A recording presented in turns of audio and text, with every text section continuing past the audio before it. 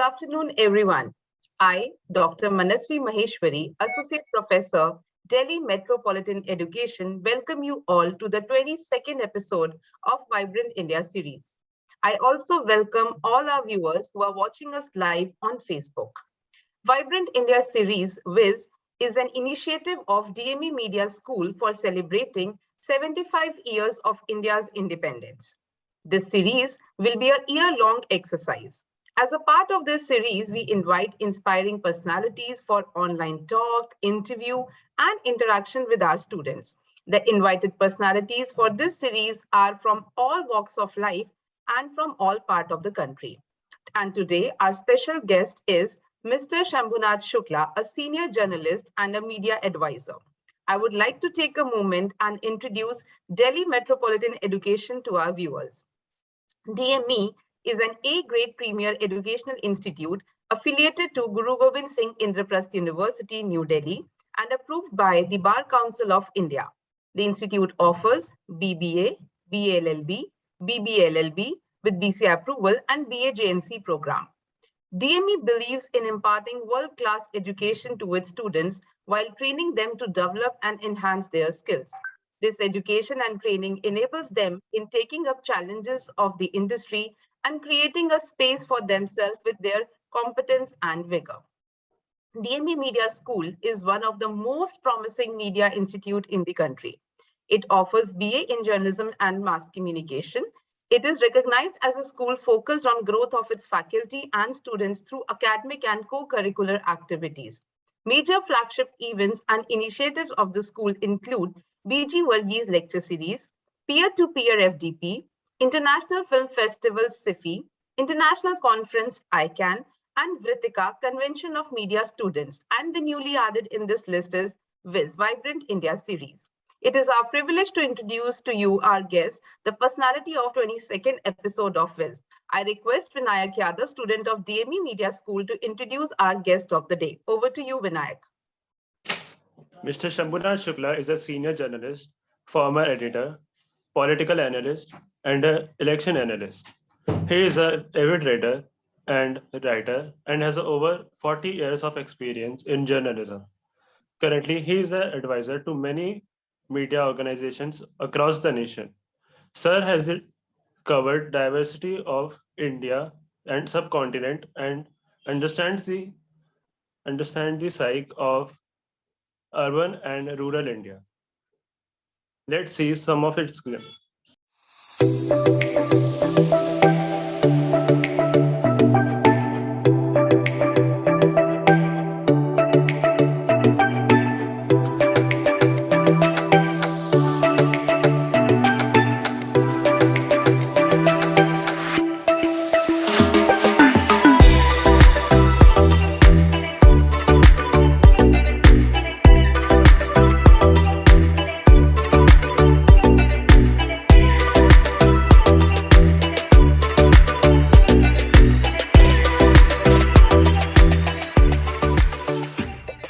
Thank you, sir, for joining us today. It is indeed an honor to host you. Now I request Dr. Shushmita Bala, Head DME Media School, to welcome the guest. Ma'am. Thank you, Manasvi. Welcome everybody in episode 22 of Vibrant India series. We launched this digital program on August 9 on the anniversary of Quit India movement. Vibrant India series is a tribute to all those people who made supreme sacrifices for the independence of our motherland. India will be completing 75 years of independence next year. We have started celebration this year only. This program has been launched as a part of these celebrations.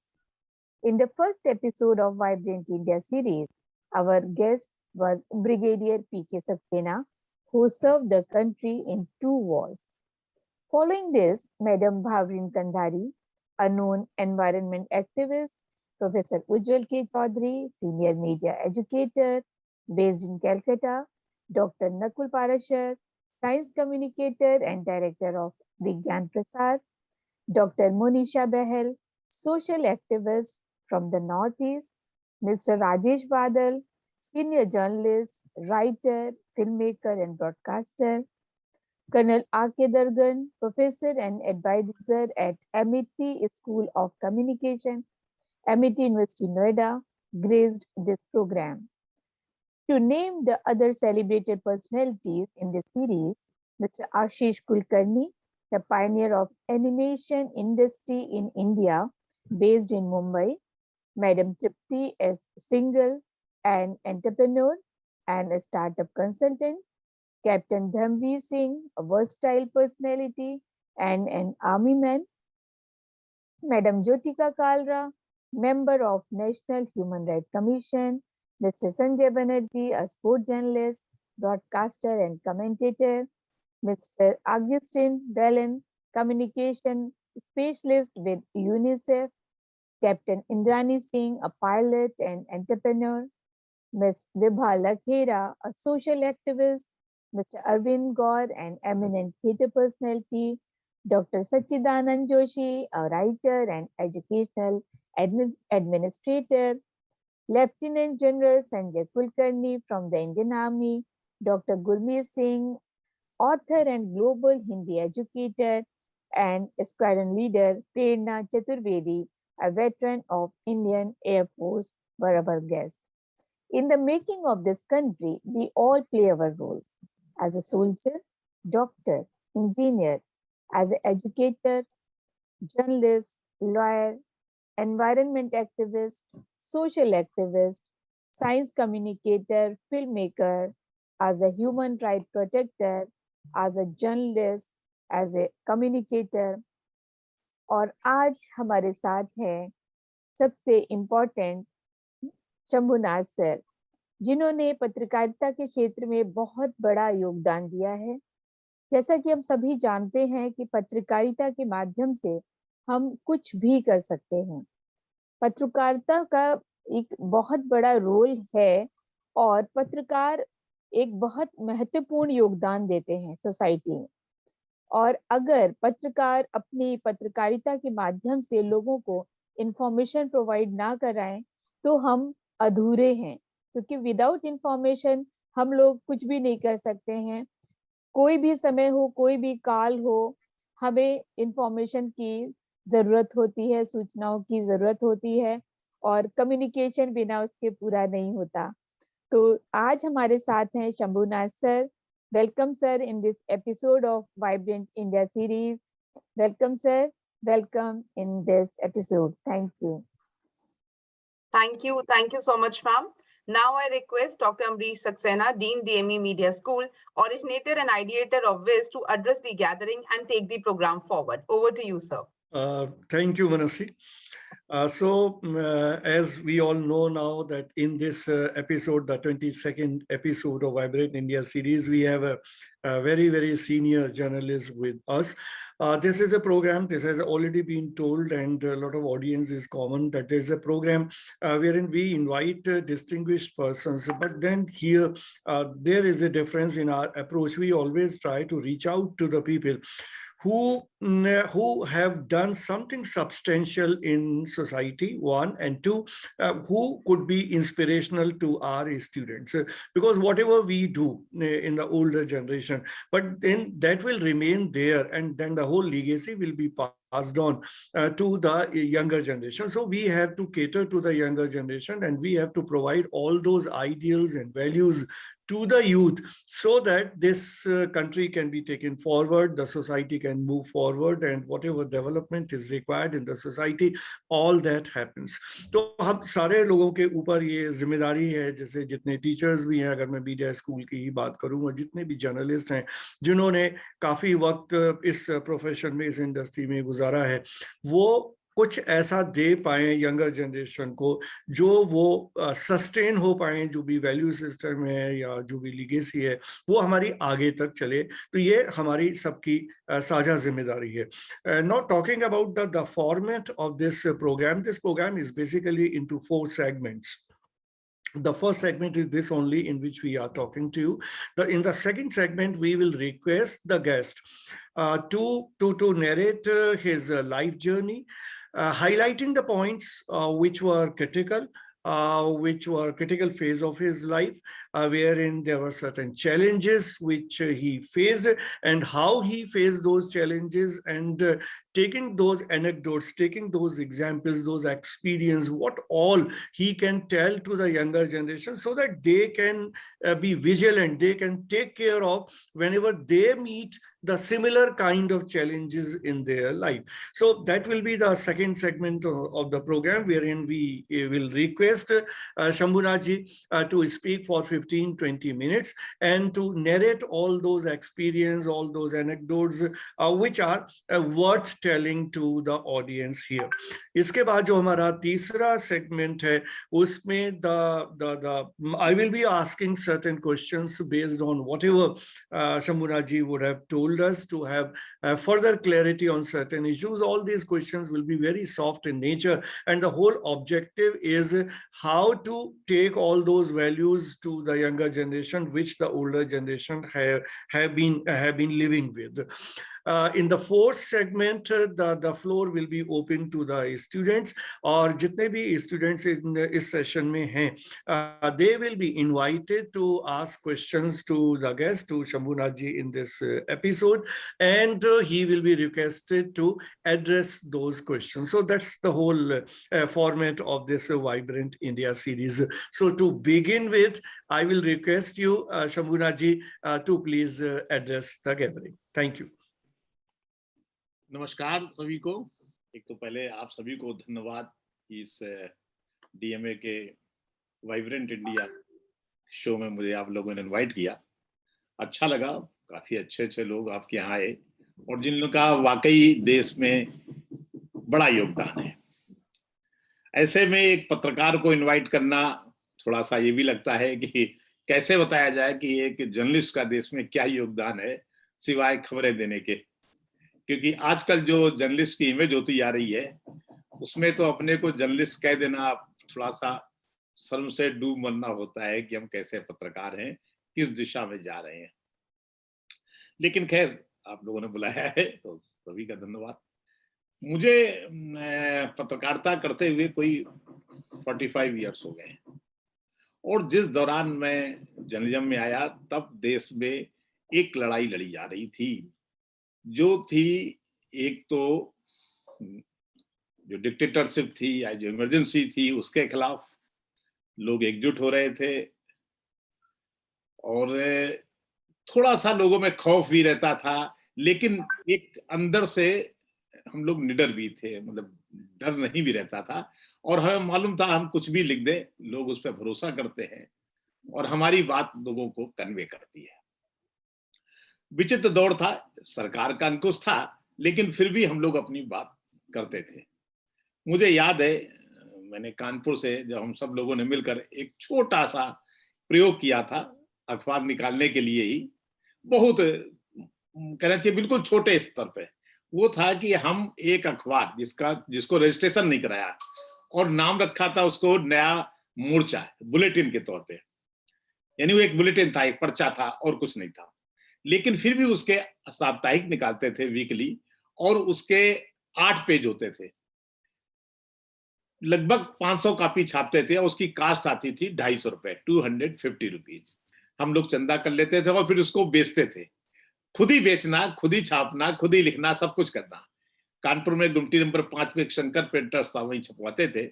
उसके बाद IIT और medical college उस समय थोड़ा वहां के जो students थे बहुत वाइब्रेंट थे, वही लोग हमारे ग्राहक थे। उस समय 50 पैसे की बड़ी कीमत होती थी, लोग इतनी आसानी से देने वाले नहीं थे, तो वो पर्चा हम लोग जाके बेच आते थे।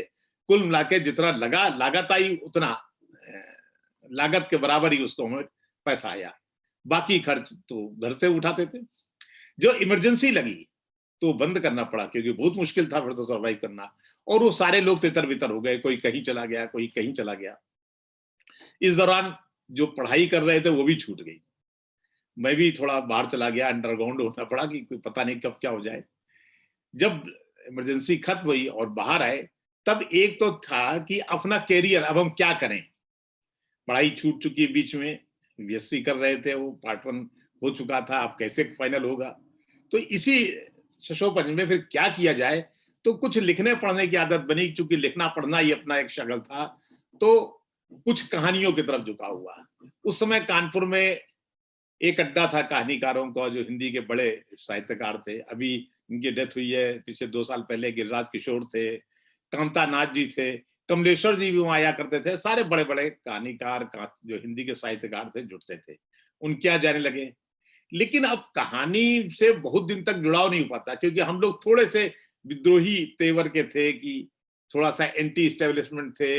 कहानी में बात दूसरे माध्यम से रखी जाती है, और हम लोग बात सीधे कहना जानते थे। इसलिए ये हुआ कि ये कहानी नहीं, सीधे सीधे इस फ्रंट पे आया जाए जहां अपनी बात रख सके, वो था जर्नलिज्म का। तो फ्रीलांसिंग शुरू की, छोटी छोटी जगहों को लेकर के लिखना पढ़ना शुरू किया। तब जागरण से भी जुड़ गए। जागरण से जुड़ गए तो जागरण में उस समय तक अखबार 1980 के आसपास अखबार, जो जागरण हो या कोई भी हो, सिर्फ एक ही सेंटर से निकल रहा था, कानपुर से। उसके अलावा उसकी पैठ गांव में नहीं थी, गांव में कोई सेंटर नहीं होते थे। यानी कानपुर के जिले में ही जो शहर से अखबार छप रहा है, कानपुर से 20 किलोमीटर दूर अगले दिन पहुंचेगा, यानी एक दिन छपने के बाद अगले रोज पहुंचेगा। तो मैंने उनके मालिकों से कहा कि ये ठीक नहीं है, हमें किसी भी तरह से व्यवस्था करनी चाहिए कि हम सेम डे, यानी अगली सुबह जब हम अखबार छाप रहे तो अखबार पहुंच जाया करे। उनका, तुम इसका चैलेंज लोगे? मैंने कहा हाँ ले लेंगे। नरेंद्र मोहन जी उसको संपादक थे। तो मैंने फिर गांव में जाकर रिपोर्टिंग करनी शुरू की। अब शहर में रहते थे और गांव जाने लगे, गांव से रिपोर्टिंग शुरू की। बड़े चैलेंजेस आते थे कि गांव में बड़े बड़े टैबू थे, अजीब अजीब से, क्योंकि आपको कुछ खबर, अब खबर तो वही निकालेंगे ना जहां लोगों को परेशानी होगी, जहां लोगों को दिक्कत हुई होगी। वो दिक्कत जो पैदा करने वाले थे वो लोग थे जो दबंग थे। उनके खिलाफ खबर कैसे लाई जाए, ये एक बड़ा मुश्किल होता था। तब कोई फोन नहीं हुआ करते थे कि हम फोन कर दें, गांव में तो फोन होगा नहीं। वो डायल करने वाले फोन थे, वो किसी पोस्ट ऑफिस में होंगे जो वहां से दूर होते थे। तो कानपुर से, शहर से 40 किलोमीटर दूर खबर लाने के लिए बस से आना जाना पड़ता था, और कोई जरिया नहीं था। और फिर ये भी होता था डर कि ऐसा ना हो बीच में कोई हमला कर दे और हम लोग मारे भी जाए। मतलब मान ली मैं अकेले ही आ रहा हूं, बस से उतार के कोई हमला कर दे तो क्या कर लेंगे। लेकिन फिर भी एक मन का अंदर साहस होता है और एक लगन होती है, वो शुरू किया। छोटी छोटी खबरें, खासतौर पे दलित उत्पीड़न की या दबंगों के गुंडई की, वो सारी खबरें लानी शुरू की। इससे एक माहौल बना और अखबार जो है वो गांव की तरफ भी झुकने लगे। देखिए, अखबारों को भी मार्केट चाहिए। कोई भी प्रोडक्ट भी सक्सेसफुल तभी होगा जब उसको बाजार मिले। बाजार नहीं मिलेगा तो प्रोडक्ट तो बेकार हो जाएगा। तो ये एक बहुत अच्छा जरिया था अखबार के मालिकों को अपना अखबार और ज्यादा बढ़ाने के लिए, कि गांव में भेजना शुरू किए। क्योंकि शहर में एक ऐसा पॉइंट आ चुका था कि अब अखबार बढ़ नहीं सकता था, पर गांव का बाजार खुला हुआ था। तो उनके लिए भी अच्छा था। जब उन्होंने सपोर्ट किया तो जाहिर है फिर प्रशासन भी सपोर्ट करता है, पुलिस भी सपोर्ट करती है, और धीरे धीरे ये प्रयोग चल निकला। तो ये एक बड़ा अभिनव प्रयोग था, एक नया प्रयोग था कि गांव को शहर से जोड़ देना। उसके बाद जब मैं दिल्ली आया, इंडियन एक्सप्रेस ने एक अखबार शुरू किया, जनसत्ता, उसमें आके जुड़े। तो दिल्ली में तो सारी सिक्योरिटी थी, यहां तो कोई खतरा नहीं था। और जनसत्ता ने एक नया प्रयोग किया कि हम अखबार की भाषा जो है वो रखेंगे जो हमारी आम बोलचाल की भाषा है। उस समय तक दिल्ली के जो हिंदी अखबार थे, उनमें जो भाषा होती थी, जिस तरह की लिखी जाती थी, वो बड़ी कठिन होती थी, जिसको लोग मजाक भी उड़ाते हैं। कई बार अजीब अजीब से शब्द होते थे जो समझ में नहीं आते थे।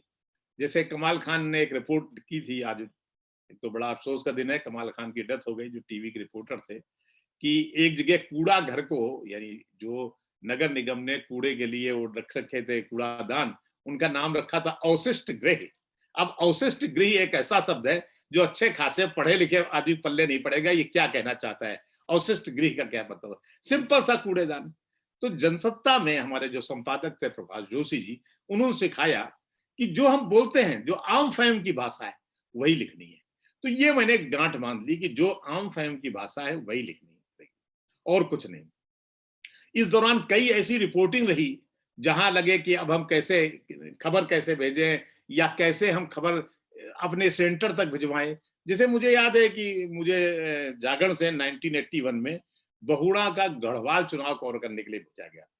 वो बहुड़ा का गढ़वाल चुनाव बड़ा, कहना चाहिए, बहुत ही हाई प्रोफाइल चुनाव था, क्योंकि एक तरफ इंदिरा जी ने, जो प्रधानमंत्री उस वक्त ने, उनको हराने के लिए बहुगुणा जी को पूरी ताकत लगा रखी थी और बहुगुणा जी ने पूरे पहाड़ गढ़वाल के सारे जितने सेंटर थे सब पे उनका कब्जा था बूथ लेवल पे।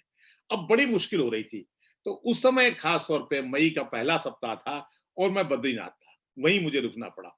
बद्रीनाथ कोई मंदिर नहीं खुला था, बद्रीनाथ के आगे गांव में कोई जो माना गांव है वहां फॉरेस्ट का एक डाक बंगला था, वहां मैं रुका। अब खबर कैसे भेजी जाए, कितना असंभव बात थी।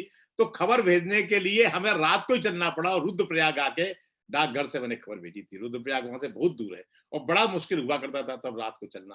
तो इस तरह के चैलेंजेस बहुत सारे स्वीकार करने पड़े, यहाँ भी स्वीकार करने पड़े। जब जनसत्ता में आए तो मुझे UP, MP, Bihar, Rajasthan 4 state दिए गए थे। अब चारों स्टेट उस समय ऐसे थे जहां राजनीति बड़ी करवट ले रही थी, बदल रही थी। तो उस राजनीति को कैसे हम, क्योंकि ज्यादातर जो जर्नलिस्ट होते थे वो जिस तरह के फॉरवर्ड कास्ट के थे, लड़ाई वहां शुरू हो गई थी एक तरह से फॉरवर्ड कास्ट और बैकवर्ड कास्ट में। तो कैसे खबरों का संतुलन बना के चला जाए, ये मैंने जनसत्ता में सीखा। फिर जब मैं खुद भी जनसत्ता में ही इनके चंडीगढ़ और कलकत्ता एडिशन का संपादक बना, तो खासतौर पर चंडीगढ़ का मेरा कार्यकाल तो बहुत ज्यादा नहीं है, लगभग 1 वर्ष का था, पर कलकत्ता का लंबा कार्यकाल था। तो वहां मैंने देखा एक गैर हिंदी भाषी इलाके में हिंदी का अखबार कैसे सर्वाइव करता है। बड़ा मुश्किल होता है क्योंकि आपको सारी खबरें जो मिलेंगी वो बंगला में मिलेंगी, फिर उसका कैसे ट्रांसलेशन होगा, कैसे हम अपना मार्केट निकालेंगे। लेकिन फिर भी तो वहां एक संयोग से मैं एक दिन लौट रहा था, जो मुझे कंपनी ने रेजिडेंस दिया था वहां से मुझे दिल्ली आना था। तो फ्लाइट पकड़ने के लिए मैं सुबह ही निकला था और ड्राइवर था और मैं 2 ही लोग थे। तो जैसे ही गाड़ी हमारी वहां पहुंची एक्सप्रेस चढ़ने के पहले, वहां कंसुलेट जनरल का ऑफिस था यूएसए के, वहां फायरिंग होने लगी। आतंकवादियों ने वहां गोलीकांड कर दिया। अब वो बड़ा मुश्किल था। अब एक तो ये तरीका था मेरी फ्लाइट मिस हो रही है, मैं निकल जाऊं, होगा, अब इसमें मैं क्या कर सकता हूँ। कोई भी संपादक सोचता है, मैं वहां एडिटर था और मैं क्या कर सकता, रिपोर्टर काम है, मैं रिपोर्टर को फोन कर देता हूँ। मोबाइल तब आ चुके थे, ये तो बात 2000 की है, 2001 की है। मैं अभी फोन कर देता हूँ अपने रिपोर्टर को, आ जाएगा, फोटोग्राफर को। लेकिन मुझे लगा कि रिपोर्टर फोटोग्राफर जितनी देर में आएगा उतनी देर में तो मैं खबर कर सकता हूँ। तो वो फायरिंग के बीच में ही मैंने खबर भेजनी शुरू की। शायद मैं अकेला जर्नलिस्ट था और हिंदी जर्नलिस्ट था जिसने वो खबर कवर की। उससे ये हुआ कि बंगला की जो एलीट लॉबी थी उसमें एक हिंदी के जर्नलिस्ट का थोड़ा सा असर पड़ा। लोगों को लगा कि नहीं, हिंदी वाले भी कुछ करते हैं, इस तरह की खबर निकाल सकते हैं। क्योंकि मेरे ही को ये आधार बना करके सारे वहां के टाइम्स ऑफ इंडिया हो, टेलीग्राफ हो, या सारे अखबारों ने मेरे को ही आधार बनाया और कोई जरिया ही नहीं था आधार बनाने का।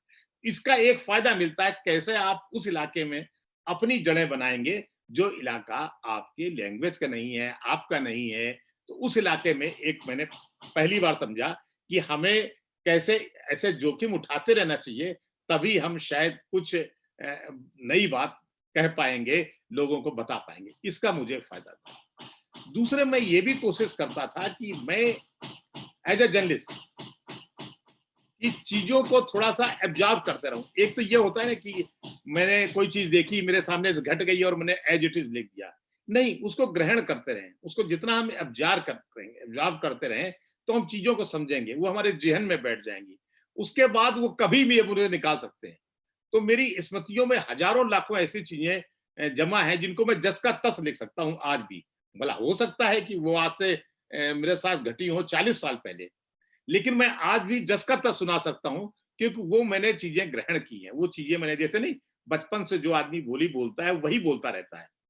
मैं अपने घर में ही देखता था, मेरी दादी जो बोली बोलती थी वो हमारे गांव की बोली नहीं थी, लेकिन वो जीवन भर, 11 साल की उम्र में उनकी शादी हुई थी, जीवन भर अपनी बोली बोलती रही। तो वो जो बचपन से दिमाग में बैठ जाए, कैसे चीजों के एब्जॉर्ब किया जाए, कैसे चीजों से जुड़ के उसमें जीना सीख लिया जाए इतनी भागदौड़ के बाद।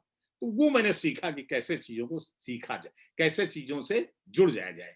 एक तो चीजों से जुड़ना, दूसरा सीखा कि पत्रकार चाहे जितनी उम्र दराज हो जाए, चाहे जितना अनुभवी हो जाए, उसको हरदम सीखते रहना चाहिए। जिस दिन मैंने सीखना बंद कर दिया, जिस दिन हम सीखना बंद कर देंगे, उसी दिन से हमारे कैरियर की समाप्ति होती है।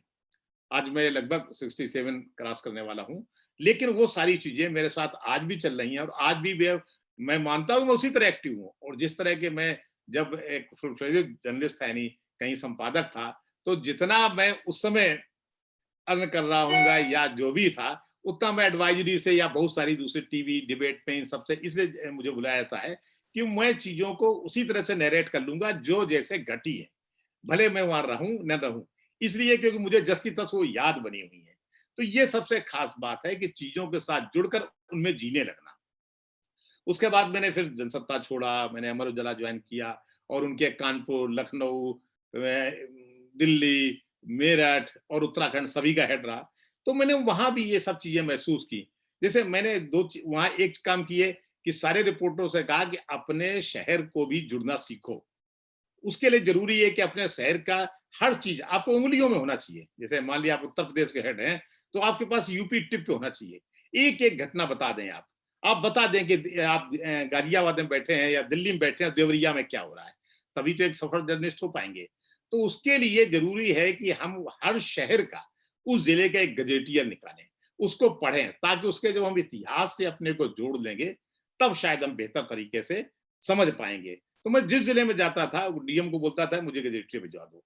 कई बार तो मैंने फिर गजेटियर वापस भी नहीं किया। ये कह सकते हैं कि मैंने बेईमानी कर दी, हाँ कर दी। मैंने कहा डीएम साहब आप तो पढ़ोगे नहीं, इसलिए मेरे पास ही रखा रहने दो से। मैं उसे पूरा पढ़ के मैंने सीखने की कोशिश की।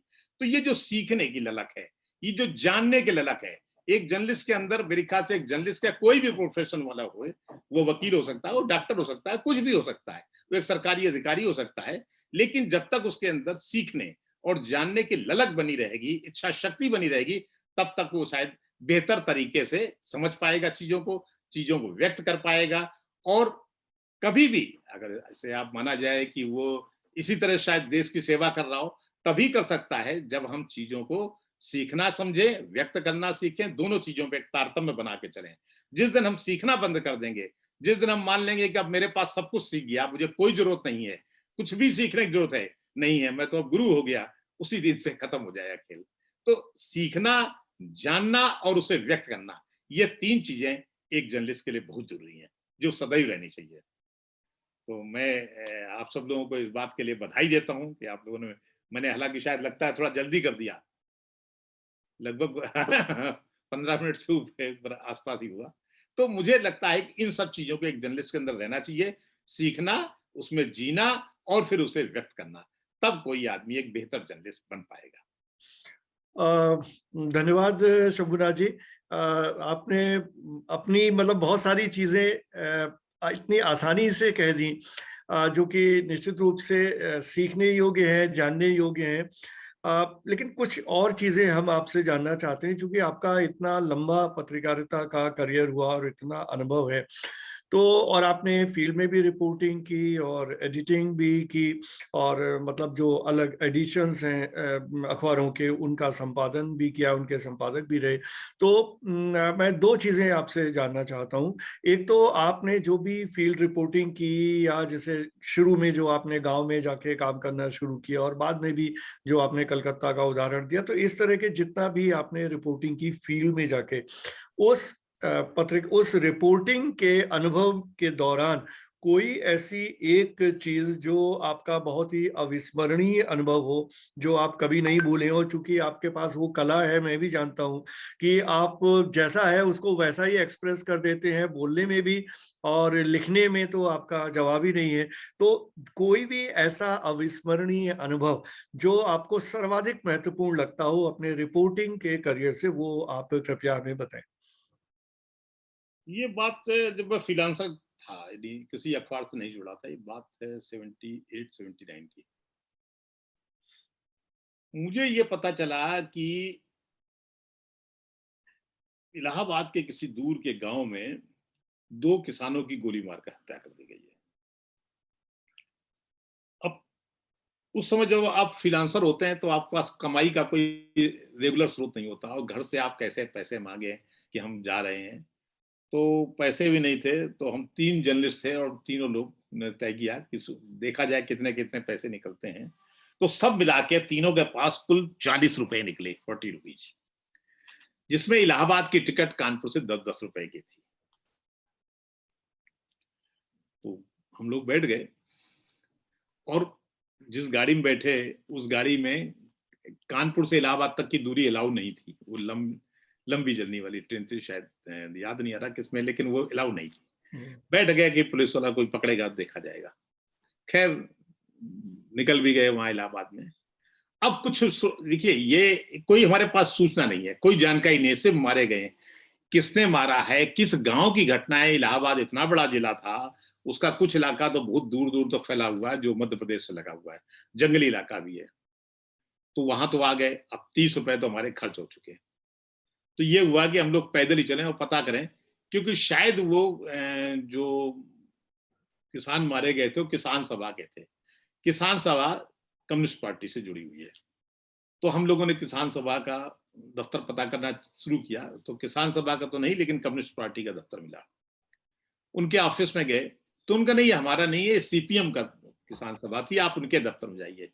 तो मैंने पूछा कि भाई उनका दफ्तर कहाँ है? बोले उनके सज्जन जो हैं वो लोकल कोर्ट में वकालत करते हैं, हाई कोर्ट में नहीं, लोकल कोर्ट में वकालत करते हैं। नाम बताया, उनके पास चले आइए। तो हम लोग चले, तब तक दोपहर हो गई और फिर हम लोगों ने खाना भी खाया। उसमें शायद 1.5 रुपए की थाली मिल गई, 3 लोगों को 4.5 रुपए इसमें खर्च हो गए और हम लोग पहुंचे वहां से। उनका नहीं, हमारे यहाँ का घटना तो है लेकिन मुझे भी जानकारी नहीं है। ये घटना मेजा रोड में, उसके बाद आपको पता चलेगा। तो ये हुआ कि मेजा रोड में कौन है हमारा आपका आदमी जो हमें बताएगा। मेजा रोड वहां से थोड़ा दूर पे था। तो उन्होंने बताया कि वहां पर एक नीचे आप उतरेंगे तो मोची, हरी मोची वाला पता नहीं क्या नाम बताया, वो बैठा होगा, उससे आप बात करिए, वो हमारा कामरेड है। अब भाई मोजा रोड पहुंचते पहुंचते हम लोगों को शाम हो गई। उतरे तो वाकई मोची एक बैठा हुआ था। तो उसके पास गए, उसको बताया कामरेड हम कानपुर से आए हैं और यही है। वो तो बहुत खुश हुआ, फौरन उससे लोकल हलवाई की दुकान से पेड़े मंगवाए। अब शायद कुछ पैसों के पेड़े मिल गए, खा लिया। तो जैसे हलवाई की दुकान में नीचे एक घड़ा गड़ा हुआ था जमीन पे, तो उस घड़े से एक मोबाइल का डब्बा रखा था, उससे निकाल के लोग पानी पी रहे थे। तो जब मैंने पेड़े खा लिए तो मैं भी गया और उस घड़े में डिब्बा उठाया और पानी पीने को उठा दिया, पीने लगा।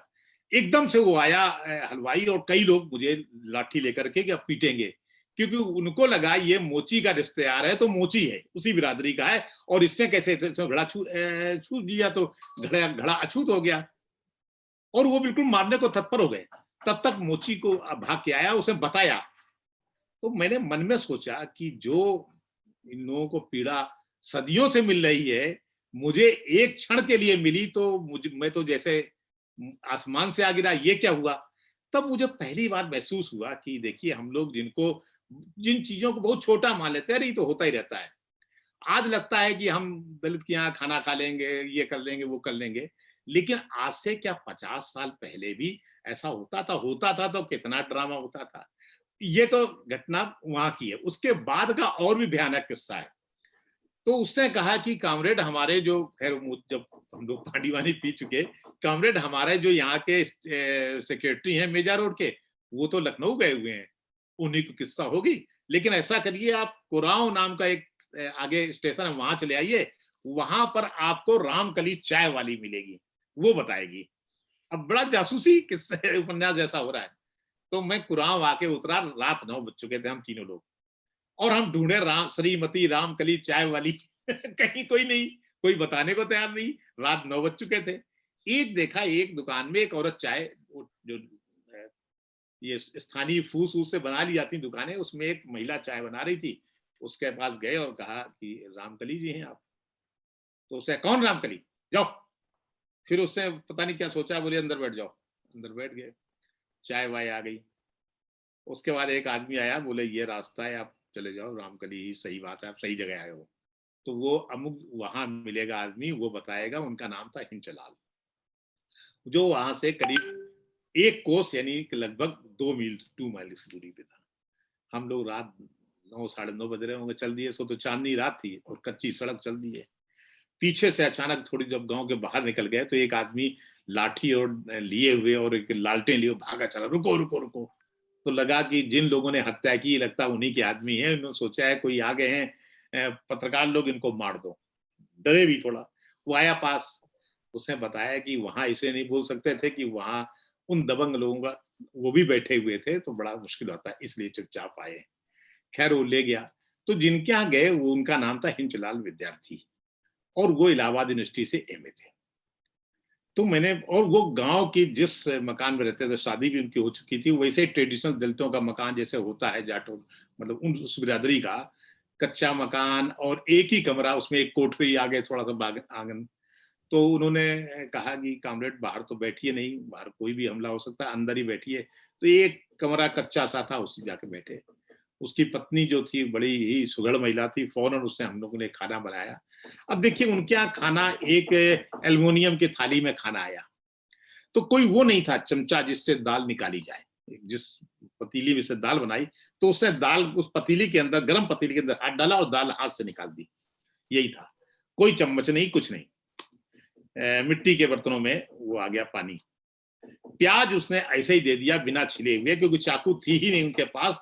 प्याज को हाथ से जमीन पे हाथ से तोड़िए। अब मैं तो तोड़ ही नहीं पाऊं, खैर उन्होंने तोड़ दिया इस तरह। तो वो एक ऐसा मतलब कहना चाहिए हंगामा का या दिल दहला देने वाला दृश्य था, जो आज तक मुझे याद है। और उसके बाद अगले दिन खैर फिर हम आ गए, तो दिन ही बदल गया। फिर वो मुझे कुरान लाए, कई लोगों से मिले, और कुछ लोगों के जरिए फिर हम वापस लौट भी आए। लेकिन वहां पर जो मैंने देखा कि हिंचलाल विद्यार्थी ने बताया कि उसने एमए किया हुआ है, लेकिन नौकरी इसने नहीं की, क्योंकि फिर वो अपने लोगों की सेवा कैसे कर पाता। इसे नौकरी उसने बिल्कुल नहीं की। बाद में उनका मर्डर हो गया, और जब वो मेरी स्टोरी रविवार में छपी, तब तक उनका भी मर्डर हो चुका था। वो स्टोरी उन तक नहीं पहुंच सकी। तो आज तक मुझे वो इतनी पीड़ा देती है कि ऐसे ऐसे दृश्य हिंदुस्तान में हैं। आज भले हम कहें कि हम वो दलित हैं, उनके साथ बराबरी के व्यवहार है, लेकिन कहाँ बराबरी के व्यवहार। वो तो अभी जब मैं देखा, इन चीजों को लिखा जाता है, तो ऐसे बड़ी बड़ी बातें तो बहुत सारी होती हैं कि अब मैं क्या करूं। जैसे डेस्क का एक आपने किस्सा, एक वो भी जरूरी है जी। जब मैं यहाँ दिल्ली में डेस्क में था इंचार्ज, खासतौर पर यूपी का, बड़ा गहमा गहमी वाले दृश्य हुआ करते थे उसमें। अचानक मेरे पास एक फोन आया लखनऊ से कि मैं अमुक सचिव बोल रहा हूँ। नहीं, वो प्रमुख सचिव या मुख्य सचिव इस तरह के आदमी थे, और वो खबर रोक दीजिए, लखनऊ से आपके पास आ रही है, उस सरकार के खिलाफ खबर थी, वो खबर रोक दीजिए। मैं ही चीफ सब था, नहीं उस समय रात का चीफ सब ही एक तरह संपादक होता है, तब तो दिन रात को तो कोई होता नहीं, 10 बज चुके थे। तो हमने कहा नहीं, खबर तो हमारे यहाँ सिर्फ 2 लोगों के आदेश पर रोकी जा सकती है, या तो सीधे रामनाथ गोयनका जी यानी चेयरमैन है कंपनी के, इंडियन एक्सप्रेस ग्रुप के, वो फोन करें, या उनका आदेश आए टेलीप्रिंटर पे हम रोक देंगे, या हमारे संपादक फोन कर दें, प्रभाष जोशी जी। उनका नहीं, अभी आपके पास आपके मालिकों में एक है डीसीएम के, वो जो बॉम्बे नुस्री वाडिया, बॉम्बे डाइंग के मालिक, उनका फोन आएगा, वो आपके डायरेक्टर है। ये मुझे पता था कि वो डायरेक्टर है, उस समय तक इंडियन एक्सप्रेस ग्रुप के डायरेक्टर हो चुके थे। मैंने कहा देखिए मैं उनका नाम नहीं जानता। मैंने साफ कहा, जानते थे, मैं नाम नहीं जानता। बहरहाल अगर रामनाथ गोयनका जी फोन कर देंगे, आर्यन जी बोलते थे उनको, आर्यन जी फोन कर देंगे तो मैं खबर रोक दूंगा, अन्यथा मैं खबर नहीं रोकूंगा। उनका भी फोन आता है, कोई बात नहीं। उनका फोन रखा, मैंने प्रभात जी को फोन कर दिया, संपादक को अपने। तो संपादक ने कहा ये अपने विवेक से तय करो। मैं क्या बताऊं, यानी वो भी एक तरह से उनका अपने विवेक से तय करो। या तो वो मेरा टेस्ट लेना चाहते थे, या वो चाहते थे देख के क्या करते हैं, या वो भी बच्चा चाहते हैं, मुझे नहीं पता। तो बोले अपने विवेक से तय करो, मैं इसमें क्या बताऊं। मैंने अपने विवेक से तय किया कि ये खबर मैं लगाऊंगा। सरकार के खिलाफ थी, मुख्यमंत्री के खिलाफ थी, उससे हंगामा हो जाता, और हुआ भी। ये तय हुआ कि भाई मैं ये खबर लगाऊंगा, चाहे कुछ जाओ। खबर लगी, छपी अगले दिन, सबने पढ़ी होगी।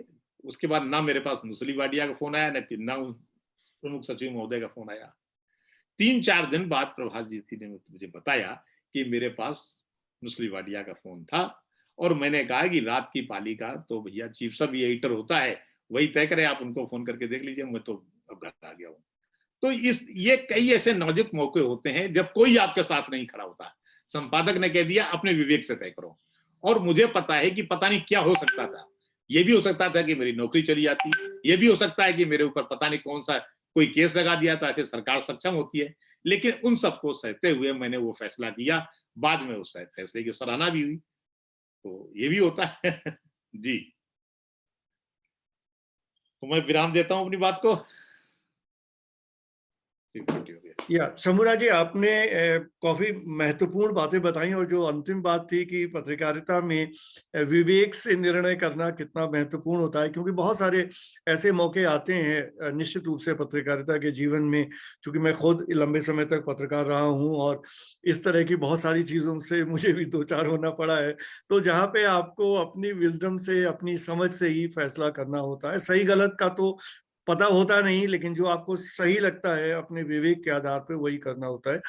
एक चीज बस मैं और आपसे जानना चाहता हूँ, तब तक काफी सारे सवाल मुझे पता है तैयार हैं हमारे छात्रों के भी, कि चूंकि आप कई संस्करणों के संपादक रहे, तो जब आपको एक तरह से वो की पोजीशन होती है जिस भी शहर में आप उस संस्करण के, उस एडिशन के संपादक हैं, तो जब आपके पास निर्णय लेने की सारी शक्तियां थी और ये तय करने की आपके पास शक्ति थी कि आपको अखबार का क्या स्वरूप देना है, किस तरह की खबरें देनी है, क्या श्रोताओं, क्या आपको पाठकों तक पहुंचाना है, तो उस दौरान आप कोई ऐसी एक या दो चीज हमें बताएं जो एज ए संपादक आपने की और जो आपको लगता है आज भी उतनी ही जरूरी है, अगर हम पत्रकारिता के और जो आम आदमी है उसके बीच के सरोकारों की बात करें।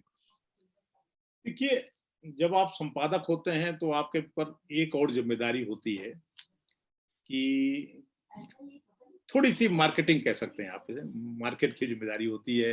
अखबार को मुनाफे का सौदा बनाने की भी जिम्मेदारी होती है। यानी अखबार अगर निरंतर घाटे में चल रहा है तो ना तो आप अपने साथियों का जो टीम आप लेकर गए हैं ना उसका कोई भला करा पाएंगे, तो वो जब आप भला नहीं करा पाएंगे वो भी आपके साथ क्यों रुकेगी, और आपके एक आदेश पर वो कुएं में कूदने को क्यों तैयार रहेगी। हमने कहा कि भाई बच्चा ये रिपोर्ट लानी है, चाहे जैसे लाओ, मुझे नहीं पता, ये रिपोर्ट मुझे चाहिए, तो वो आखिर रात के समय किसी भी वक्त मेरे लिए कुछ भी कहीं कुछ भी करने को तैयार होता है।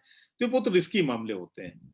उस समय ये भी एक दिमाग में होता है कि अखबार अगर फायदे में नहीं चला, यानी हमारा प्रोडक्ट अगर नहीं बिका, अगले दिन हम मार्केट में पिट गए, तो फायदा क्या होगा। तो हमें अपनी मार्केटिंग भी बनाए रखनी है, अपनी क्लाइंटेज भी बनाए रखनी है, और ये भी देखना है कि जो हमारी क्लाइंटेज है वो किस क्लास का है। हम अखबार तो बेच देंगे, अखबार तो खबरें ऐसी होती हैं कि अखबार तो जिस दिन हम चाहें उस दिन लाखों में बेच दें फट से, मुझे कोई दिक्कत नहीं होगी। लेकिन क्लाइंटेज वो अगर ऐसी है कि जो अखबार को कोई सपोर्ट नहीं कर सकती, यानी विज्ञापन भी नहीं दे सकती, और उसको आप ऐसी आपने क्लाइंटेज बना भी ली तो क्या फायदा होगा, वो तो मुश्किल हो जाएगी ना। ऐसी स्थिति में ये भी होता है कि हम कई तरह के लोगों को तलाशें, उनके बीच में घुसे हैं जो हमें विज्ञापन दे सकते हैं, और लेकिन विज्ञापन देने वालों की संख्या बहुत कम होती है। हमें मालूम है कितना भी विज्ञापन देंगे, लेकिन जब तक हमारा अखबार नहीं बिक रहा होगा तब तक उनका विज्ञापन फिजूल जाएगा। और अगर हमारा अखबार उन लोगों के बीच में बिक रहा है जो एक छोटी सी यानी 10 रुपए की चीज खरीदने के लिए भी 10 बार मोल भाव करते हैं, तो भी कोई फायदा नहीं है। हमारे अखबार में कारों के विज्ञापन भी आए और बिके भी, तो यानी एक ऐसा खाता पीता मिडिल क्लास जो हमारे अखबार को खरीद सके, ये फैसला करना उसमें बहुत जरूरी होता है। ये एक संपादक का एक मार्केटिंग दायित्व ये भी होता है कि अपना अखबार उन लोगों के बीच बेचे। जब हम यानी खाते पीते मिडिल क्लास के बीच जाते हैं तो कई तरह के दूसरे संकट आते हैं। खाता पीता मिडिल क्लास, आप बहुत गरीबों की स्टोरी सुनाओगे वो भी नहीं सुनेगा, लफाजी कर दोगे वो भी पसंद नहीं करेगा, वो चाहेगा आप स्कूप लेके आओ। स्कूप किसके खिलाफ? जाहिर है स्कूप पॉलिटिकल हो, स्कूप एडमिनिस्ट्रेशन के खिलाफ हो, स्कूप लोकल नेता के खिलाफ हो, वो तलाशने पड़ते हैं। कई बार दबाव पड़ते हैं कि भाई लोकल नेता कहेगा शुक्ला जी हमारी मजबूरी थी, या जो भी एडिटर हो XYZ हमारी मजबूरी थी, हमें करना पड़ा, आप नहीं समझ पा रहे हो। लेकिन फिर हमें किसी तरह से मैनेज करना पड़ता है बहुत सारी चीजों को, कि हम स्कूप को भी यथावत बनाए रखें, उस जिसके साथ हमारी जो हमारे सोर्स है उसको भी हम, कई बार ऐसा होता है कि सोर्स बताओ, जैसे एक बार ऐसा हो गया सोर्स बताइए वरना आपको हम ये कर देंगे वो कर देंगे। हमने कहा आप चाहे कुछ कर दो, मैं अपना सोर्स नहीं बताऊंगा। तो सोर्स को छिपाना ही पड़ता है कि हम अगर सोर्स बता लेंगे, क्योंकि उसके लिए जरूरी है कि आपको थोड़ा कानून की जानकारी होनी चाहिए, कि कानून हमें यह सपोर्ट करता है कि हम अपना सोर्स बताएं या ना बताएं। तो ऐसे भी कई मौके आए जो हमने सोर्स नहीं बताया, और फिर उस खबर के बदौलत हमारा अखबार एकदम से मार्केट में हिट कर गया। तो ये सब चीजें एक मिडिल क्लास, खाते पीते मिडिल क्लास का मतलब जो बौद्धिक क्लास भी है, भाई बौद्धिक क्लास वही होता है जो खाता पीता मिडिल क्लास हो, क्योंकि उसके पास थोड़ा सा कमाने के बजाय समय बचता है जिसमें वो पढ़ाई भी करता है, उसका एक इंटेलेक्चुअल लेवल होता है, उसको संतुष्ट करने के लिए हमें स्कूप देने पड़ते हैं, और फिर बड़े हमें जोखिम भी उठाने पड़ते हैं, सोर्स को बताने का दबाव पड़ता है, और जो कल्प्रिट है उसको भी कई बार हम दबाते हैं, क्योंकि हमें पता है वो कल्प्रिट उतना नहीं है जितना कि उसकी गड़बड़ हो जाएगा, उसका करियर खत्म हो जाएगा। तो जी कई चीजों को बचा करके इस तरह जब की जी। पोजीशन में होते हैं तो बहुत सारी चीजें बचानी पड़ती हैं। धन्यवाद शंभुनाथ जी, इतनी सारी जानकारी देने के लिए। और हमारे बहुत सारे विद्यार्थी और बहुत सारे अध्यापक दोनों तैयार हैं आपसे सवाल करने के लिए। तो मैं अनुरोध करूंगा, पहले पहले हम छात्रों का सवाल लेते हैं। तो जो भी स्टूडेंट सवाल पूछना चाहते हैं वो ऑन कैमरा आए और अपने सवाल पूछें। Good afternoon, sir. Yeah. So myself Kush Shrestha from first semester. Sir actually मेरा क्वेश्चन ये है कि सर जैसे कि आपने स्टार्टिंग में ही बोला कि आज के जर्नलिस्ट के बारे में क्या ही बोला जाए, सर तो आपको क्या लगता है कि आज के जर्नलिस्ट में क्या कमी है, और अगर वो कमी दूर कर दे तो शायद वो मतलब और भी अच्छे जर्नलिस्ट बन सकते हैं। सर मेरा एक्चुअली 2 क्वेश्चन है, तो आप पहले ये आंसर कर दीजिए, फिर मैं दूसरा पूछ लूंगी। देखिए, ये जो कमी मैंने कहा कि आज जो जर्नलिस्ट की जो इमेज बनती आ रही है, जो इमेज बना दी गई है, हम जब अपोजिशन या रूलिंग पार्टी दोनों के लोगों को बिठा के बात करते हैं तो हमें एक जो एक रेफरी होना चाहिए ना, उसे थोड़ा सा न्यूट्रल होना चाहिए, फिर ना झुकाव हम इधर रखेंगे ना झुकाव हम उधर रखेंगे। आज की भाषा में उसे गोदी मीडिया बोलने लगे हैं, तो यानी मैं गोदी मीडिया नहीं बनूंगा। हम हर एक को, अगर मेरे सामने 2 पैनल में 2 लोग बैठे हुए हैं, एक रूलिंग पार्टी का है एक अपोजिशन पार्टी का है, दोनों को बराबर समय लेंगे, साथ में मैं कोई कमेंट नहीं करूंगा, उनके कमेंट से ही उनको आपस में उलझाएंगे, मेरी तरफ से कोई कमेंट नहीं है। आप ये नहीं कि मान लीजिए एक तरफ कोई रूलिंग पार्टी का बंदा बैठा है, दूसरी तरफ पोजीशन का बंदा बैठा है, और रूलिंग पार्टी का बंदा हावी होता जा रहा है और हम भी उसकी तरफ से बोलने लगे, जो आजकल जर्नलिज्म में हो रहा है कि हम भी, पता लगा जो जर्नलिस्ट बीच में बैठा हुआ रेफरी के तौर पे, वो भी रूलिंग पार्टी की तरफ से बोल रहा और अपोजिशन वाले को सवाल पूछने नहीं दे रहा है, तो फिर उसे पत्तल गाड़ तो कहते ही हैं। तो ये गलत है, हमें वहां निष्पक्ष होना चाहिए, न्यूट्रल रहना चाहिए। जी जी। इसके बाद एक अध्यापक का किसी का सवाल ले लेते हैं। विशाल ने काफी देर से हैंड रेज किया हुआ है। विशाल, सवाल पूछो। शंभुनाथ जी, सबसे पहले नमस्कार आपका। मैं डीएमई मीडिया स्कूल में असिस्टेंट प्रोफेसर हूं और कानपुर से ही ताल्लुक रखता हूं, इसलिए मेरा बड़ा उत्सुकता थी आपसे प्रश्न पूछने की। मैं बड़ी देर से आपकी चीजों को सुन रहा था। मेरे 2 प्रश्न है, अलग मैं उनको एक साथ ही मर्ज करके आपसे पूछ लेता हूं, आप उसका एक साथ आंसर दें। आज की नजर में जैसे डिजिटल युग जब से आया है, हर चीज डिजिटाइज हो गई है, ई पेपर आ गया है, तो जिस तरीके से आपका भी और अमरीश सर को भी मैंने देखा है, ग्रामीण क्षेत्र में बहुत ज्यादा काम उन्होंने किया है, पर आज की जो जनरेशन है, आज के जो युवा वर्ग है, जो युवा जर्नलिस्ट हैं, उनका रुझान जो है वो ग्रामीण क्षेत्र की जो रिपोर्टिंग होती है या जर्नलिज्म होता है उस पर नहीं रहता है, वो ज्यादा ग्लैमरस चीजों पे ज्यादा अट्रैक्शन उनका रहता है। तो या उनका रुझान नहीं होता है, या कुछ होता है तो बहुत ज्यादा वो इंटरेस्टेड नहीं रहते हैं, ना ही आज की जो पत्रकारिता है वो बहुत ज्यादा ग्रामीण क्षेत्रों की चीजों को बता दे, अगर दूरदर्शन के कुछ 1-2 प्रोग्राम्स को अगर हम छोड़ दें तो पहला प्रश्न ये है कि आपका इस पर क्या नजर है, आपका क्या दृष्टिकोण है इस विषय पर। दूसरा कि जो अखबार से ताल्लुक आपका काफी सालों से रहा है, प्रभात जोशी जी को देखने का मौका मुझे जरूर मिला था, क्योंकि मेरे पड़ोसी थे वो, जनसत्ता अपार्टमेंट में कभी आते थे तो मेरी मुलाकात होती थी उनसे। तो ई पेपर जब से आया है, कि आपको नहीं लगता कि फ्यूचर में अगर जैसे डिजिटाइज ज्यादा होगा तो जो हाथ का जो पेपर जो प्रिंट हो रहा है इसका वैल्यू जिस तरीके से गिरेगी तो ई पेपर की ज्यादा बढ़ेगी, तो आपको नहीं लगता कि ये चीज डिक्लाइन की तरफ जा रहा है? ऐसा मेरा मानना नहीं है, आपकी नजर इस पर क्या है सर? पहले तो आपके पहले सवाल का जवाब देते हैं। डिजिटल मीडिया का प्रसार इतना ज्यादा हुआ है कि सब हम नहीं देख पाते, लेकिन फिर भी डिजिटल मीडिया इग्नोर नहीं करता गाँव को, ये खास बात है। नीलेश मिश्रा ने एक गांव कनेक्शन शुरू किया था, अभी शायद चल रहा है। एक बार मुझे एक जूरी बनाया गया था जिसमें मुझे फैसला करना था कि किसकी रिपोर्टिंग सबसे अच्छी है, तो गांव कनेक्शन की एक मैंने रिपोर्टिंग देखी, किस तरह रात को किसान बाराबंकी जिले में जाग जाग कर पशुओं को भगा रहे हैं और सो नहीं पाते हैं। तो वो जिस भी बंदे ने की थी, मुझे बहुत ही अच्छा लगा, बहुत बढ़िया रिपोर्टिंग थी। तो मुझे लगा कि डिजिटल मीडिया के बारे में हम आपकी तरह हम भी मानते हैं कि शायद वो गांव में इग्नोर हो रहे हैं उसके दिमाग से, पर उसके दायरे में गांव हैं।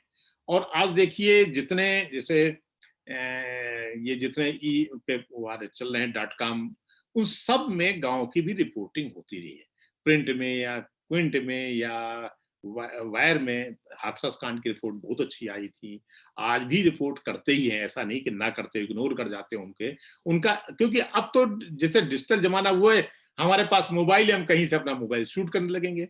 अब ना तो कैमरे की जरूरत रही, ना ही माइक की जरूरत रही, अब तो पूरा तामझाम की जरूरत नहीं है।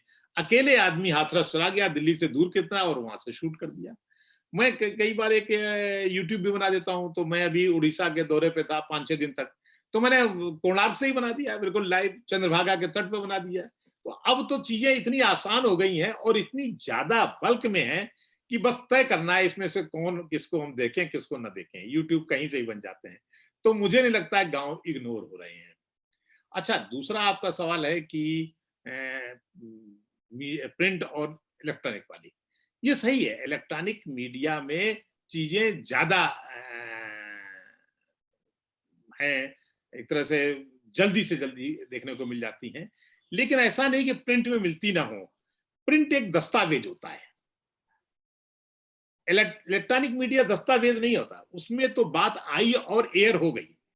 आज भी आप भी देखिए, जब कोई संदर्भ ढूंढते हैं तो आप सिर्फ गूगल पर ही भरोसा नहीं करते हैं, आप कोशिश करते हैं कि उस किताब की PDF मिल जाए, या वो किताब मिल जाए, तो या उस समय का अखबार मिल जाए। आखिर बहुत सारे अखबार चलाते हैं कि 71 ईयर्स ओल्ड पहले क्या था। अभी मैं एक लेख लिख रहा था, तो मुझे म्यूटनी पे लिखना था, पड़ा था, तो मैंने टाइम्स ऑफ इंडिया के 1856 का उदाहरण निकाला था।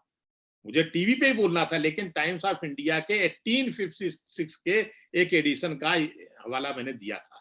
तो हम आखिर अखबार दस्तावेज होता है जो इलेक्ट्रॉनिक मीडिया नहीं बन पा रहा है। तो दुनिया के सारे देशों में प्रिंट ठीक है, हावी इलेक्ट्रॉनिक मीडिया है, लेकिन प्रिंट की वैल्यू कम नहीं हो पाती, क्योंकि प्रिंट 24 आवर्स के लिए होता है। जी, बहुत बहुत शुक्रिया सर। प्रिंट तो निश्चित रूप से रहेगा, क्योंकि जो भी मीडिया के बारे में खास बात यह है, जो मैं भी मानता हूं, कि कितने भी टेक्नोलॉजिकल चेंजेस आ जाए, कितने भी परिवर्तन हो, लेकिन मीडिया हमेशा को एग्जिस्टेंस के फॉर्मूले पे चलता है। जो पुरानी चीज है वो भी रहेगी, जो नई चीज है वो भी रहेगी, और सबके लिए स्पेस है। इशिका शॉ सवाल पूछना चाहते हैं। इशिका, सवाल पूछो। Good afternoon, sir. Myself Ishika. Sir, my question to you is, how much tough it had been for journalists for reporting during the Indira time and at the time of emergency? देखिए, आज की तारीख में तो मुझे लगता है कि हर वक्त हर समय रिपोर्टिंग एक टफ जॉब है। जैसा कि इंदिरा जी के समय था, वैसा ही आज मोदी जी के समय भी है। इतना आसान नहीं है गवर्नमेंट से सवाल पूछ लेना। फिर भी उस समय हम लोगों की अप्रोच होती थी कि हम किसी भी मिनिस्टर को पकड़ सकते हैं, इमरजेंसी में भी पकड़ सकते हैं और पूछ भी सकते हैं। इतना डर था नहीं जितना बताया जाता है। क्या आज ये संभव है? हम लोग जर्नलिस्ट हैं, मेरे पास प्रेस का एक्रेडिटेशन है, मैं कहीं भी जा सकता हूं, लेकिन आजकल किसी मंत्री तो मारिए गोली, छोटे से सांसद से भी मिलना इतना आसान नहीं होता जितना उस वक्त होता था। जब मैं, ये आप आश्चर्य करेंगी कि जब मैं पहली बार दिल्ली आया तो मैं एक सफदरजंग गया, तो चूंकि लोधी कॉलोनी रहता था तो पास ही में था गया, तो मैंने वहां तब जो भी प्रधानमंत्री के यहाँ जाता है फोटो, वहीं के PIB वाले फोटो खींच लेते हैं।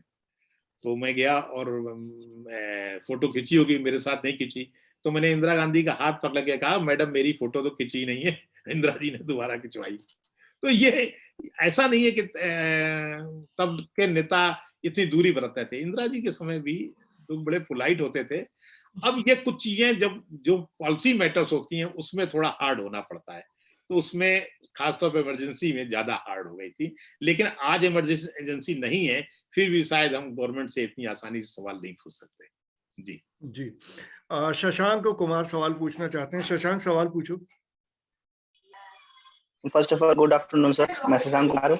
सर मेरा क्वेश्चन ये था कि जैसे हम सभी जानते हैं कि राजनीतिक या पॉलिटिकल न्यूज और क्राइम रिपोर्टिंग दोनों में बहुत ज्यादा डिफरेंस है और दोनों में मुश्किलों का सामना करना ही पड़ता है जर्नलिस्ट को।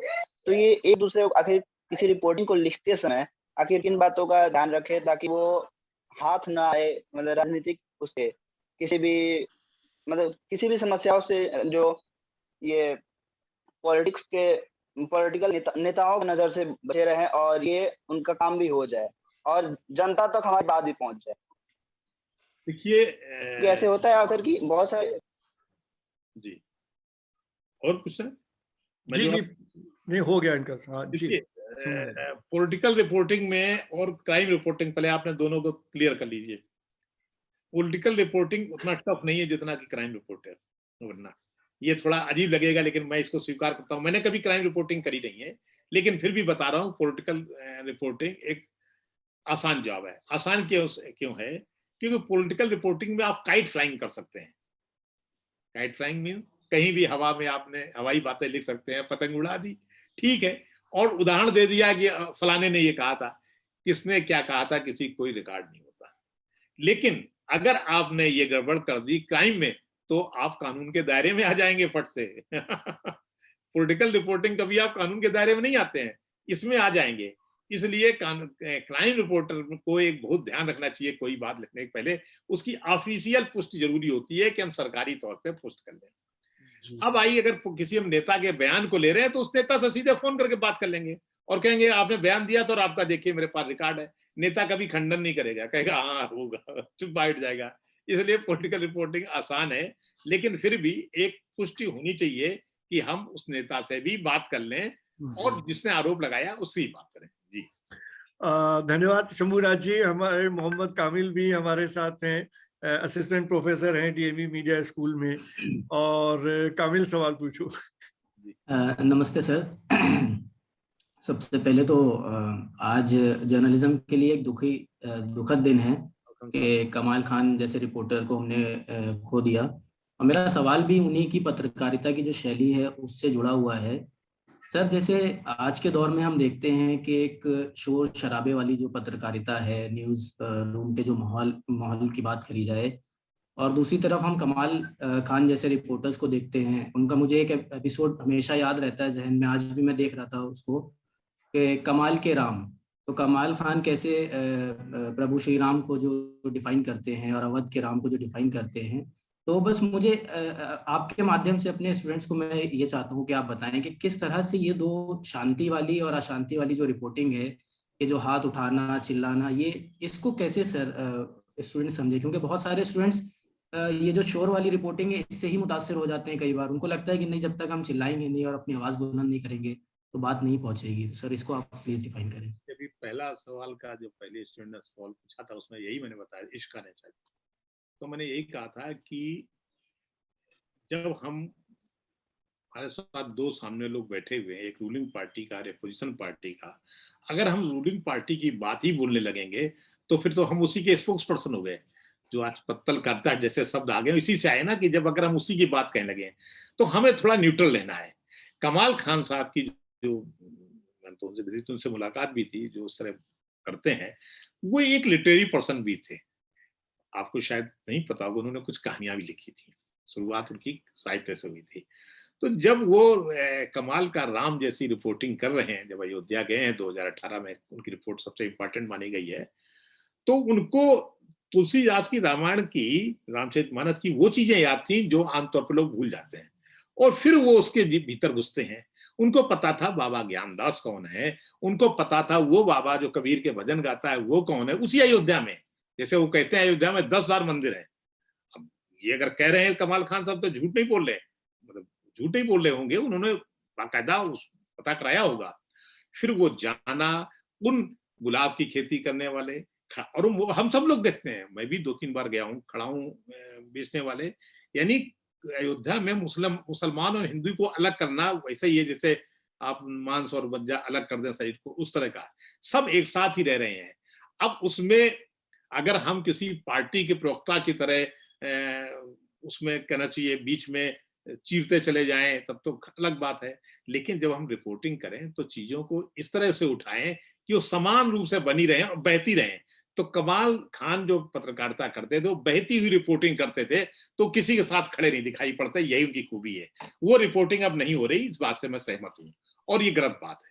जी जी, निश्चित रूप से मैं शंभुनाथ जी, मैं आपकी बात से पूरी तरह सहमत हूँ, क्योंकि जिस रिपोर्टिंग में खास तौर पे जब जो जैसे मैं जर्नलिस्ट खुद भी रहा हूँ, तो ये मानना है कि आप किसी धर्म या जाति या संप्रदाय का प्रतिनिधित्व नहीं करते, आप एक आम जनमानस का प्रतिनिधित्व करते हैं। और आपके सारी रिपोर्टिंग में, सारी पत्रकारिता में वो बैलेंस होना चाहिए, वो उस तरह का भाव होना चाहिए जहां आप जो भी जस्ट है, जो भी ठीक है, जो भी फैक्चुअल है, उसको उस तरह से उसका वर्णन कर रहे हैं। और अगर जैसे कमाल खान की बात हुई, अगर आपके पास वो अंडरस्टैंडिंग है, वो नॉलेज है, वो भाव है, तो आपकी रिपोर्टिंग में, आपके प्रेजेंटेशन में एक डेप्थ होगी।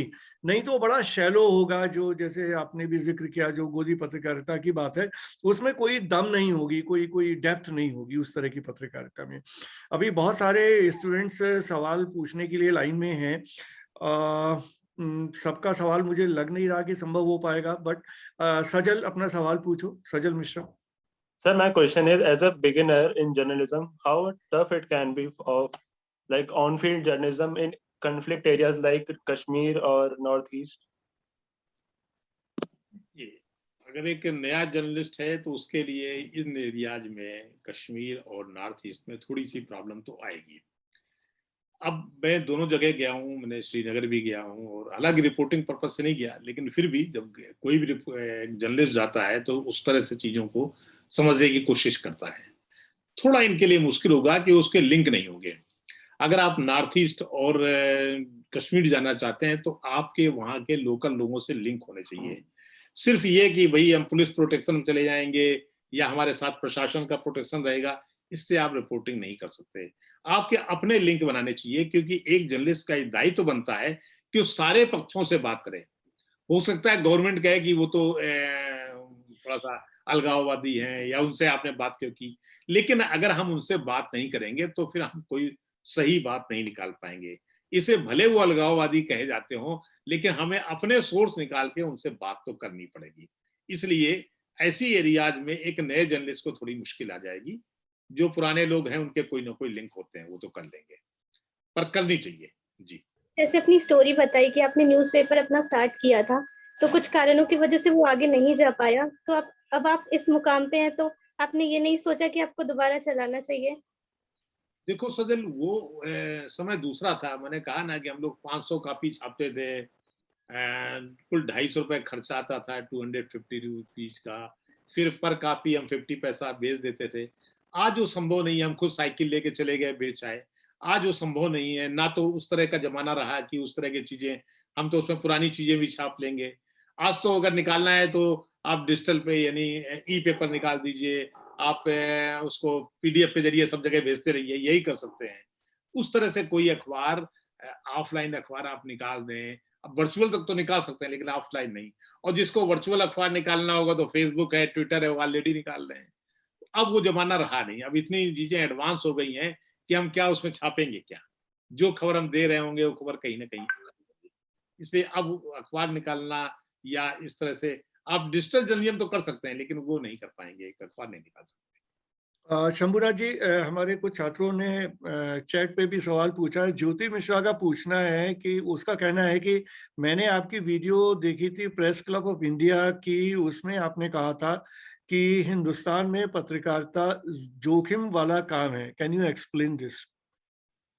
जब मैंने ये कहा था तो वो बात सही थी कि पत्रकारिता करना इतना आसान नहीं होता है। कई जगह बहुत सारे जोखिम भी होते हैं पत्रकारिता में, आपको हर तरह से, क्योंकि अब थोड़ा सा माहौल बदल गया है और हो सकता है आप वहां से कोई लाइव रिपोर्टिंग कर रहे हो, अचानक कोई हमला कर दे जो आपसे इत्तेफाक न रखता हो, कुछ भी हो सकता है। तो ऐसी बहुत सारी चीजें हो गई हैं जो थोड़ा सा जोखिम है। पहले इतना जोखिम नहीं था, पहले साधन नहीं थे लेकिन जोखिम कम था, यानी लोग हमला नहीं करते थे। लेकिन अब जिस तरह का माहौल हो गया है, जाति खानों धर्म में बटे हुए लोग हैं, तो कुछ भी हो सकता है। आप किसी के खिलाफ कुछ, किसी जात के खिलाफ नहीं बोल सकते, किसी धर्म के खिलाफ नहीं बोल सकते। अब मतलब सही बात भी नहीं करते, खिलाफ तो मारिए गोली, सही बात भी नहीं कर सकते, क्योंकि आपका नाम देखते ही बंदा आपको आपकी जात में डाल देगा। वो कहेगा अच्छा ये शंभुनाथ शुक्ला हैं तो हिंदू तो होंगे ही, साथ में ब्राह्मण भी होंगे, तो इनकी बात हम क्यों सुने। ये जो आ गया ना जाति, हर आदमी को उसकी जाति और उसके मजहब से देखा जाने लगा है, तो अब थोड़ा और भी जोखिम हो गया, उसके विचारों से कोई नहीं देखता। जी कुछ और दो सवाल है, मैं एक साथ ही पढ़ता हूं तो आपको, हालांकि आप काफी सारी चीजें बता चुके हैं। शिक्षा का सवाल है कि एक रिपोर्टर को कितनी मुश्किल आती है जब वो एक ऐसे रीजन में रिपोर्टिंग करता है जहां लोगों को हिंदी बोलने या समझने में मुश्किल होती है, तो कैसी प्रॉब्लम आती है। अनाइका सोअल का कहना है कि how did you cope at the time when you did not have any mobiles? How did you send the information at that time? तो इनका आप मिला के कोई जवाब दे सकते हो। जी जरूर। पहले तो जो पहला सवाल पूछा गया कि जब हम गैर हिंदी भाषी इलाकों में होंगे, देखिए इसीलिए कोई भी पत्रकार हो वो बाइलिंगुअल तो होता ही है। बाइलिंगुअल मीन्स हिंदी अंग्रेजी दोनों जानता है। लेकिन तमिलनाडु जैसे इलाके में आज तो नहीं, लेकिन 90s में जब हम लोग जाते थे तो इवन ऑटो और टैक्सी वाले कह देते no Hindi no English only Tamil. Pondicherry में भी बोल देते थे। फिर कन्वे करना पड़ता है किसी तरह से, किसी को पकड़ना पड़ता है, कोई लिंक तलाशना पड़ता है, किसी और आदमी पकड़ना पड़ता है कि भाई मेरी बात करा दो, मुझे नहीं आ रही इनकी भाषा समझ में। तो जैसे कि हम अपने पर्सनल टूर में करते हैं, वैसे जर्नलिज्म में भी उनसे बात करनी पड़ती है, किसी और को बीच में रखे। और जब हम जर्नलिस्ट होते हैं तो वहां कोई लोकल जर्नलिस्ट तो होता ही है जो उनकी भाषा का, जैसे मान तमिलनाडु गए तो तमिल बोलने वाले किसी जर्नलिस्ट को पकड़ लेंगे, उसको निश्चित तौर पर, जैसे हमें अंग्रेजी आती है तो उसको भी अंग्रेजी आती होगी, तो वो अपनी बात हमें समझाने में कामयाब हो जाएगा।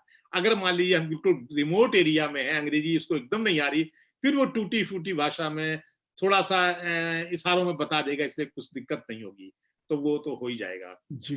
दूसरा सवाल अनाइका का हाँ सवाल ये था कि जब मोबाइल नहीं थे फिर रिपोर्टिंग कैसे होती थी। ये एक आज के समय में समझना थोड़ा सा मुश्किल काम है। जैसे मैंने अभी बताया था, शुरुआत जब करी तो कैसे हमें 40 किलोमीटर दूर से बस से आना पड़ता था अपनी खबर देने के लिए, क्योंकि तब ना तो मोबाइल थे, ना टेलीप्रिंटर थे, ना फैक्स था उस समय। लेकिन फिर भी अगर डाकघर करीब कोई है तो डाकघर में तार घर से हम लोग तार के जरिए सूचना भिजवाते थे।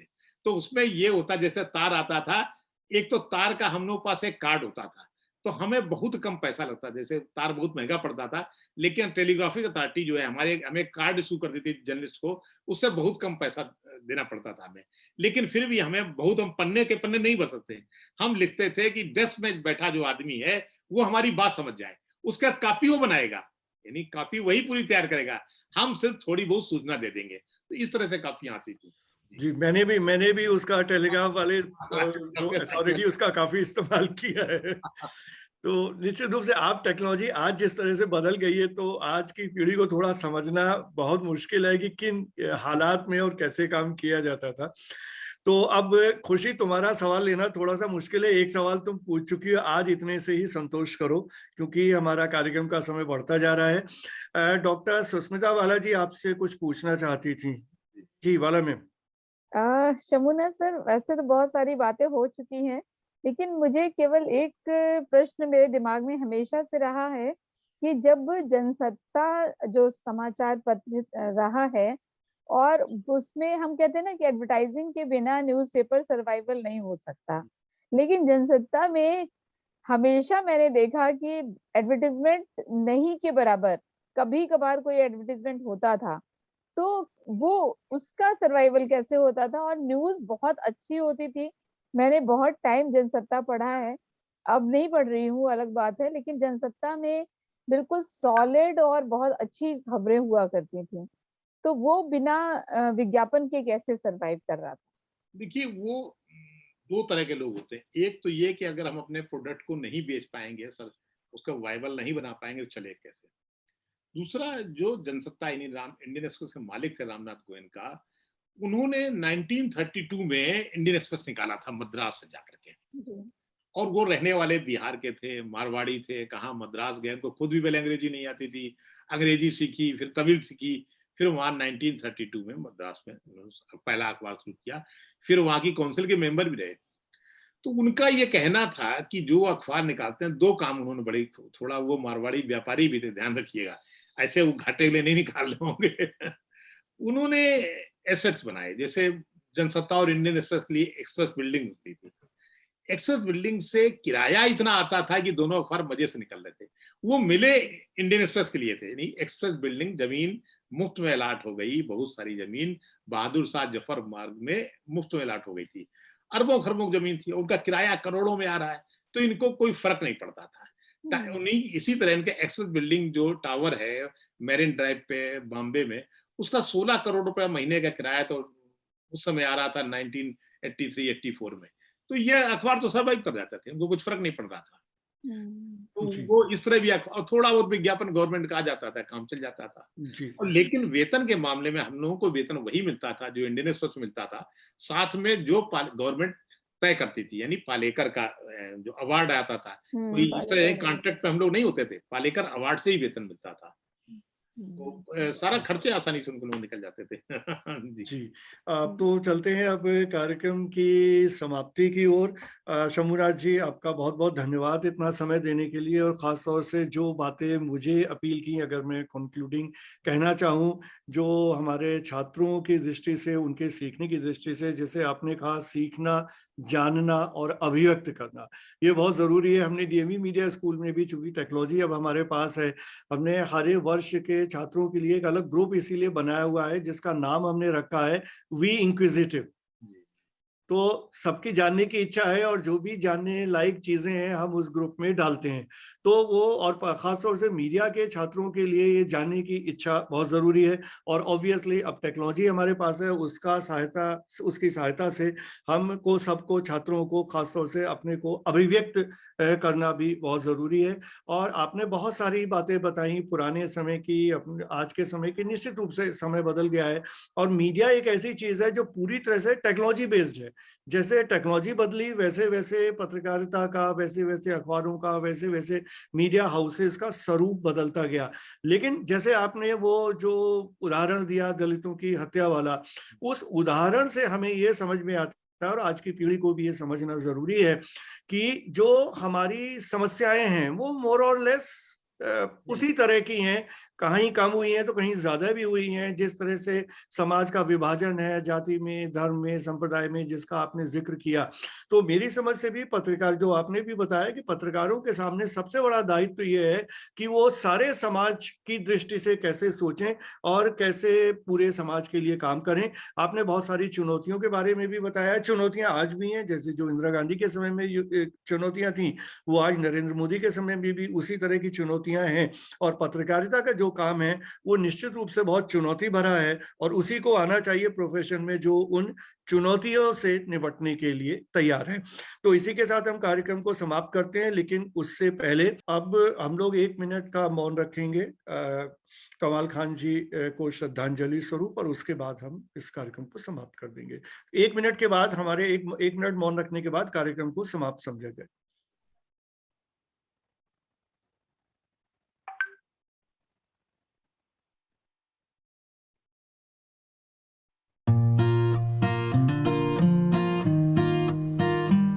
The first impression that comes to our mind about any college: tall buildings, big classrooms, large lobby areas, thick books, IT labs, assignments, class tests, and projects. Nothing besides that. Every hour, minute, second spent here help us carving and shaping our persona, cultivating innovative mindsets for the challenging world.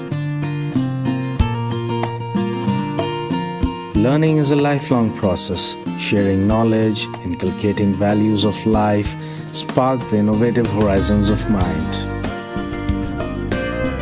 Fun and frolic is the nature of every nook and corner here. A daily dose of thrill we are sure to get here.